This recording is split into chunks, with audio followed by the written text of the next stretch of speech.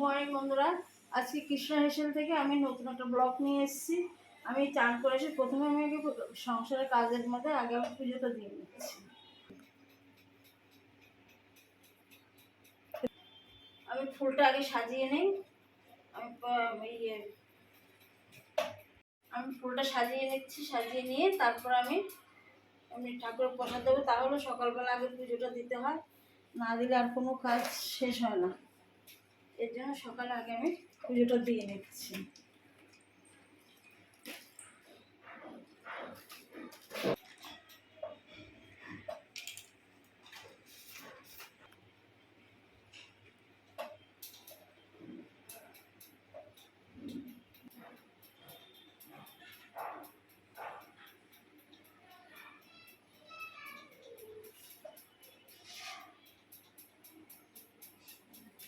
অসহ্য গরমও পড়েছে, তার জন্য আমি আজকে দই আর মুড়ি খাবো।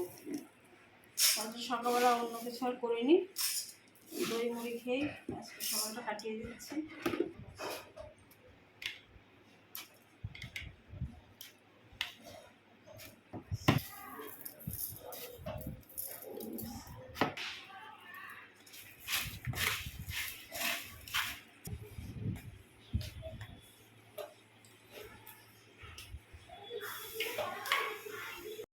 দই মুড়ি খেলে পরে গরমের সময় পেটে ঠান্ডা থাকে, এই জন্যই খাচ্ছে। ও আপনারাও খেয়ে দেখবেন।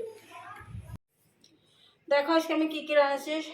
উচ্ছে চচ্চড়ি করব, পটল পুর ভাজা করব পুর দিয়ে, ডাল দিয়ে কুমড়ি শাক, ভাত। বীজগুলো বার করে একটু অল্প সামান্য পেঁয়াজ আর এই নারকেল বাটা দিয়ে আমি একটু ভেজে নিয়ে আমি এখন এটা পটলগুলো পুর ভরছি। এদিকে আমার ওভেনে হচ্ছে এই কুমড়ি শাক দিয়ে ডাল হচ্ছে আর ভাত বসিয়েছি। এই পুরটা ভরে আমি এরপরে বেসন মাখিয়ে ভাজবো। পটলের পুর ভরা যে ইয়েটা হয়, ভাজাটা হয়, সেটাই আমি করছি। আর একটুখানি আমি এই চালের গুঁড়ো দিলাম, একটু মচমচা হবে। হলুদ দিলাম সামান্য, নুন দিলাম পরিমাণ মতন, কালো জিরে দিলাম।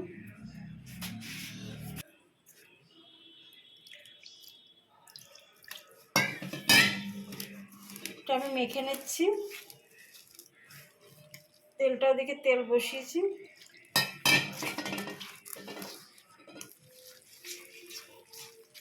তেলটা আমার গরম হয়ে গেছে, আমি এবার একটা একটা করে ছাড়বো।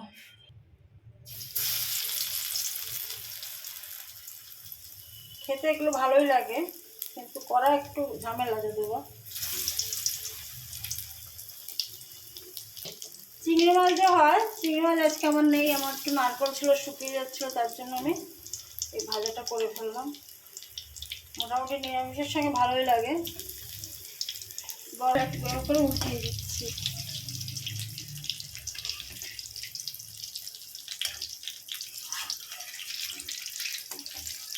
রান্নাটা হয়ে গেছে, আমি এবার খাবার বাড়ছি।